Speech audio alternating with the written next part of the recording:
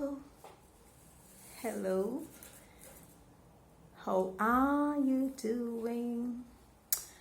Hi everyone. My name is Ophelia and today we'll be talking a little bit about stress, depression, everyday issues. I don't know where this topic is taking us, but I sometimes as a blogger, I reflect on life and what life entails. Some of the stresses that we face as human beings, and how can we live one day to the next without losing hope, without self-harming, without giving up, without having faith.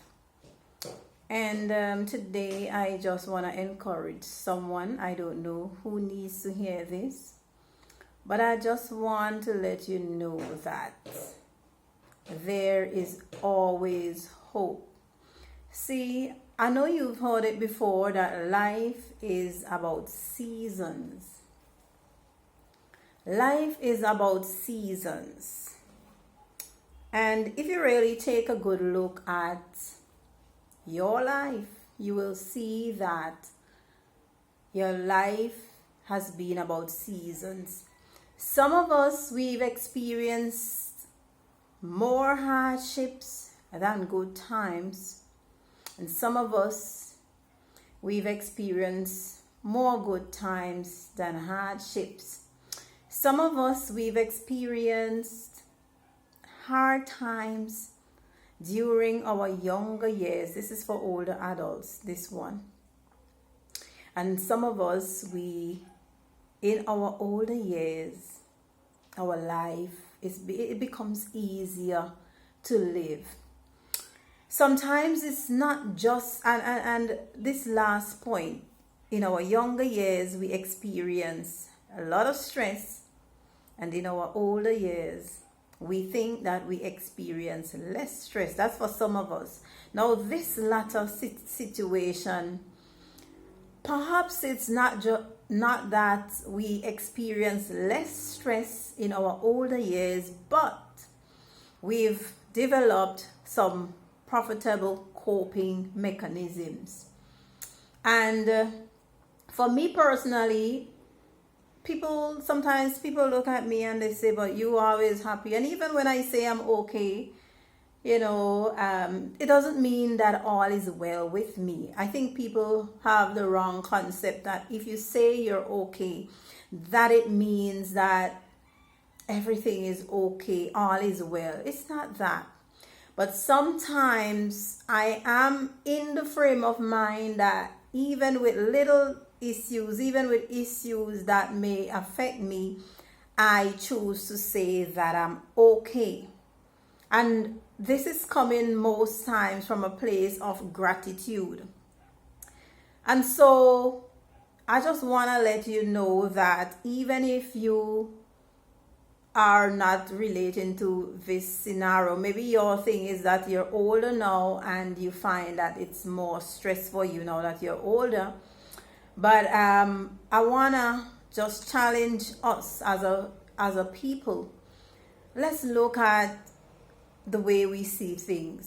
Sometimes, yes, the threats are there. Yes, the issues are there. And I'm not saying to ignore the issues. What I'm saying is that instead of dwelling on the issues constantly, sometimes it's best if we look at the issue and then take some time maybe to grieve, ventilate about the issue, and then you can let it rest for a while, or you try to figure out a way to respond or deal with the issue. And one of the things that this requires of us, whether we are young or we are old, is that we need to have some patience. So that when something happens, we're able to take some deep breaths at that moment when our adrenaline is pumping. And yes, we can ventilate in the privacy of our own home, because we all do that. But in terms of responding to the situation or to someone, sometimes it's best to take some deep breaths, walk away, refrain from making that phone call, or if you were on a call, to just say, you know what, thank you very much, goodbye. Because you realize in that moment that you are either angry or hurt, and you might just do something that you will later regret. So if you can't control what you say when you respond, it is to delay the response, so that in the moment when your feelings are at an high, that if you are responding to that situation with that person, that you go somewhere and ventilate about it first before you confront the person with the issue. Because I tell you, at the end of the day, life is filled with stressful situations, and sometimes when we are reacting, we are not reacting to just one situation. Sometimes it's a series of events, and then it takes one event to just have us chip off. And I know, because from time to time I have my crazy moments. Most times I choose to ventilate in the privacy of my home until I can get my issues under control. But I'm saying to you, in all of this, if you're feeling depressed, if life has been tough for you, and if your way seems hopeless right now, I'm encouraging you to have a little faith. Life would not always be the same, but your patience, your faith, and your attitude towards life has to take precedence over what is happening, so that even while it seems like it's impossible, don't give up hope. See, depression is something that we all face, but chronic depression is something that we need to try to avoid. So, because chronic depression is like you're failing to cope with periods of depression, and then it reaches to the point where it becomes a chronic state of mind. And so as much as possible, you try to avoid getting there, so that it means then that each time you encounter stressful situations, you try to find a healthy way of dealing with it. So what are some of the things that you do to cope when you are feeling down, angry, sad, heartbroken? What are some of the things that you do? Are these things healthy? Are these mechanisms that you use healthy? Do you binge on unhealthy snacks, or do you eat something healthy? Do you have an appetite, or you just don't eat? Do you feel like caring for yourself, or you just don't feel like caring for yourself? Now, when you are in a state of depression, a situation, heartbroken, or for whatever, you feel hopeless, you tend not to want to do the things that are healthy for you. So it means that you have to take a concerted, a purposeful effort, and to say, you know what, despite the fact that I'm getting up this morning and I feel so sad and I don't feel like moving, I'm still going to tidy myself. I'm still going to brush my teeth. I'm still going to have a bath. I'm still going to try and eat something healthy. I'm still trying to go for a little exercise, because the thing is, we have to reach to the point where we try to control our mind. We have to try to control our mind, because if we allow our mind to tell to because there will always be two options when we are thinking about a situation. There will be one that is hard to do but can lead to a positive outcome, and then there will be another one that is the easiest way out, but in the end the consequences will be negative.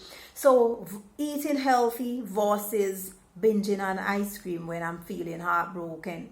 Maybe the first day you say, okay, I'm just gonna have some ice cream, but the next day you realize you're just having all of this ice cream, and you know that the consequences of having all of this sugar in you is a weakened immune system, an unhealthy body, gaining unnecessary or unhealthy weight. So we know that. So try to do the opposite of what these unhealthy habits are, even though it means trying a little harder. Because the thing is, once your body gets in a pattern, and your body you allow your body to control you, then it's harder to break certain habits. So you must have a strong mind that will resist these unhealthy habits. Now I can go on and on and on, but I want to end this video in the next minute or two. So I'm saying to you, explore, find positive ways of coping. Life happens and things happen, but sometimes I find that it's good to get up and be expectant and think positively and think about what could go right rather than what could go wrong.